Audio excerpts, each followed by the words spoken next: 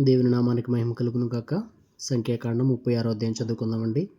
యోసేపు పుత్రుల వంశములలో మాకీరు కుమారుడును మనష్షే మనుమడు అయిన గిలాదు యొక్క పుత్రువంశముల పెద్దలు వచ్చి మోషే ఎదుటను ఇశ్రాయేలీయుల పితరుల కుటుంబముల ప్రధానుల ఎదుటను మాటలాడి ఇట్లనిరి: ఆ దేశమును వంతు చీట్ల చొప్పున ఇశ్రాయేలీయులకు స్వాస్థ్యముగా ఇవ్వలనని యెహోవా మా ఏలినవానికి ఆజ్ఞాపించెను. మరియు మా సహోదరుడైన సెలోపెహాదు స్వాస్థ్యమును అతని కుమార్తెలకు ఇయ్యవలెనని మా ఏలినవాడు యెహోవా చేత ఆజ్ఞ నొందెను. అయితే వారు ఇశ్రాయేలీయులలో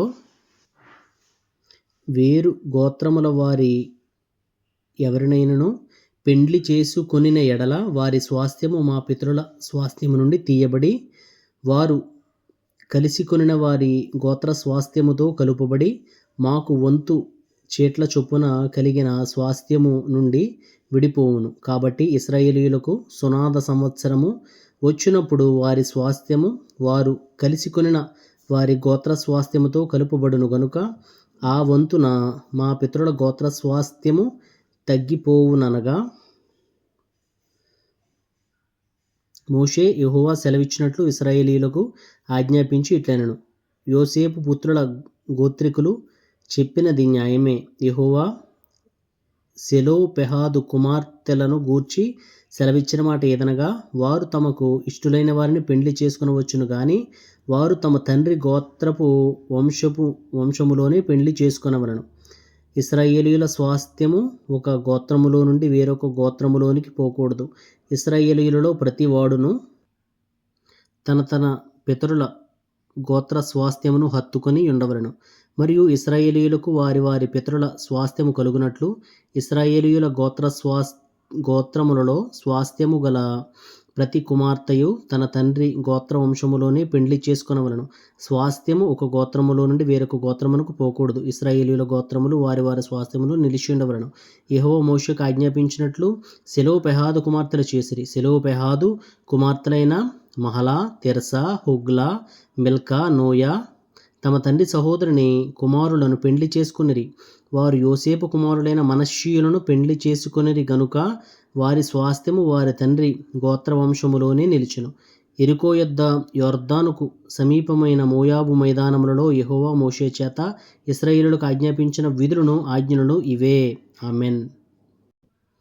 ద్వితీయోపదేశకాండం 1వ అధ్యాయం చదువుకుందామండి. యొర్దాను యువతలనున్న అరణ్యములో అనగా పారానుకును, తోపెలు, లాబాను, హజేరోతు, దీబాహాబను స్థలములకును మధ్య సూపునకు ఎదురుగానున్న అరాబాలో మోషే ఇశ్రాయేలీయులందరితో చెప్పిన మాటలు ఇవే.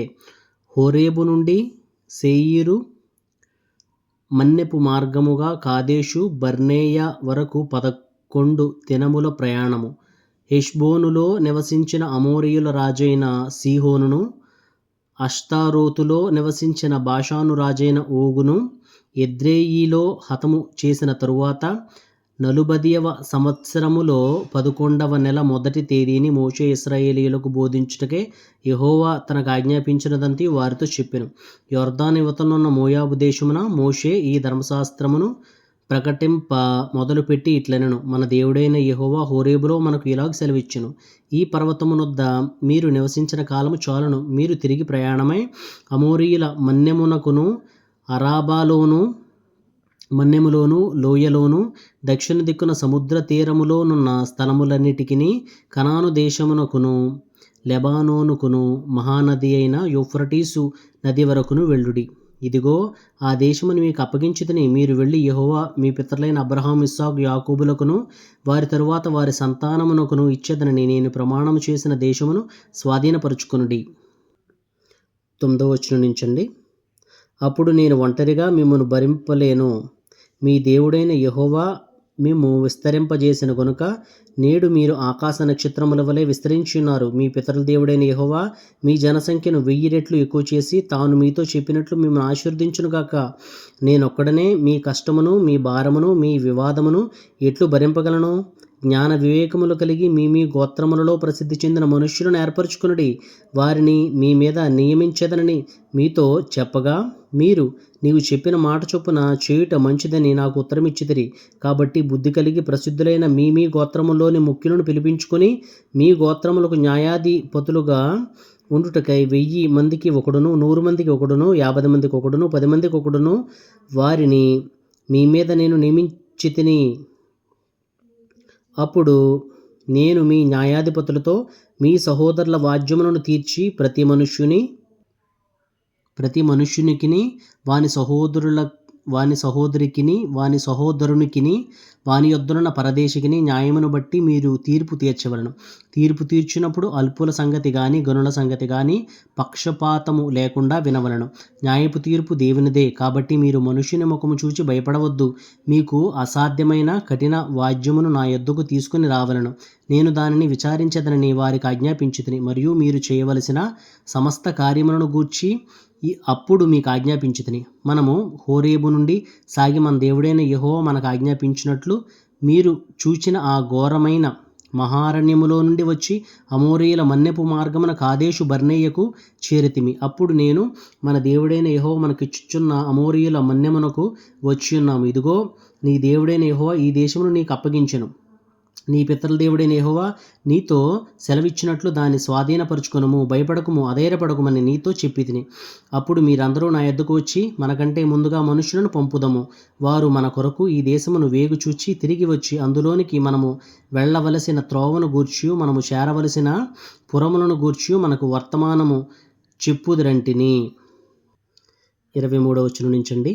ఆ మాట మంచిదనుకుని నేను గోత్రమొక్కింటికి ఒక మనుష్యుని చొప్పున 12 మనుష్యులను పిలిపించితిని. వారు తిరిగి ఆ మన్నెమునకు పోయి ఎష్కోలు లోయకు వచ్చి దాని వేగు చూచి ఆ దేశ ఫలములను చేతపట్టుకుని మన యొద్దకు తీసుకుని వచ్చి, మన దేవుడైన యెహోవా మనకిచ్చుచున్న దేశం మంచిదని మనకు తెలియజెప్పిరి. అయితే మీరు వెళ్ళనొల్లక మీ దేవుడైన యెహోవా సెలవిచ్చిన మాటకు తిరుగుబడి మీ గుడారములలో సనుగుచు, యెహోవా మన యందు పగపట్టినందున మనలను సంహరించినట్లు అమోరీయుల చేతికి మనలను అప్పగించుటకు ఐగుప్తు దేశములో నుండి మనలను రప్పించున్నాడు. మనం ఎక్కడికి వెళ్ళగలము? మన సహోదరులు అక్కడి జనులు మనకంటే బలిష్ఠులను ఎత్తరులనై ఉన్నారు. ఆ పట్టణములు గొప్పవై ఆకాశమునంటు ప్రాకారములతో ఉన్నవి. అక్కడ అనాకీయులను చూచితిమని చెప్పి మా హృదయములను కరగజేసిరని మీరు చెప్పితిరి. అప్పుడు నేను మిమ్మును చూచి, దిగులు పడకుడి, వారికి భయపడకుడి. మీకు ముందర నడుచుచున్న మీ దేవుడైన యెహోవా మీ కన్నుల ఎదుట ఐగుప్తులోను అరణ్యములోను మీ కొరకు చేసినట్టు మీ పక్షముగా యుద్ధము చేయును. మీరు ఈ చోటికి చేరువరకు మీరు వచ్చిన మార్గమంతటిలోనూ మనుషుడు తన కుమారుని ఎత్తుకున్నట్లు మీ దేవుడైన యెహోవా మిమ్మల్ని ఎత్తుకుని వచ్చిన సంగతి మీరెరుగుదురని మీతో చెప్పితిని. అయితే మీకు త్రోవ చూపించి మీ గుడారములను వేయవలసిన స్థలమును మీకు సిద్ధపరచునట్లు రాత్రి అగ్నిలోను పగలు మేఘములోను మీకు ముందర నడిచిన మీ దేవుడైన యెహోవా యందు మీరు విశ్వాసం ఉంచలేదు. కాగా యెహోవా మీరు చెప్పిన మాటలు విని బహుగా కోపపడి, నేను మీ పితరులకు ఇచ్చేదనని ప్రమాణము చేసిన ఈ మంచి దేశమును ఈ చెడ్డతరం వారిలో యెఫున్నె కుమారుడైన కాలేబు తప్ప మరి ఎవడును చూడడు. అతడు పూర్ణ మనస్సుతో యెహోవాను అనుసరించెను గనుక అతడు దానిని చూచును. అతడు అడుగుపెట్టిన దేశమును నేను అతనికిని అతని సంతానమునకు ఇచ్చేదనని ప్రమాణం చేసెను. మరియు యెహోవా మిమ్మును బట్టి నా మీద కోపపడి నీ పరిచారకుడగు నూను కుమారుడైన యెహోషువ దానిలో ప్రవేశించును గాని నీవు దానిలో ప్రవేశింపవు. అతడు ఇశ్రాయేలీయులు దాన్ని స్వాధీనపరుచుకొన చేయును గనుక అతని ధైర్యపరచుము. 39వ వచనం నుంచండి. ఆ దినమున మంచి చెడ్డలను ఎరుగని మీ కుమారులు అనగా అపహరింపబడుదురని మీరు చెప్పిన మీ పిల్లలు దానిలో ప్రవేశింతురు. దానిని వారికిచ్చెదను, వారు దానిని స్వాధీనపరుచుకొందురు. మీరు తిరిగి ఎర్ర సముద్ర మార్గముగా అరణ్యమునకు ప్రయాణము చేయడం చెప్పెను.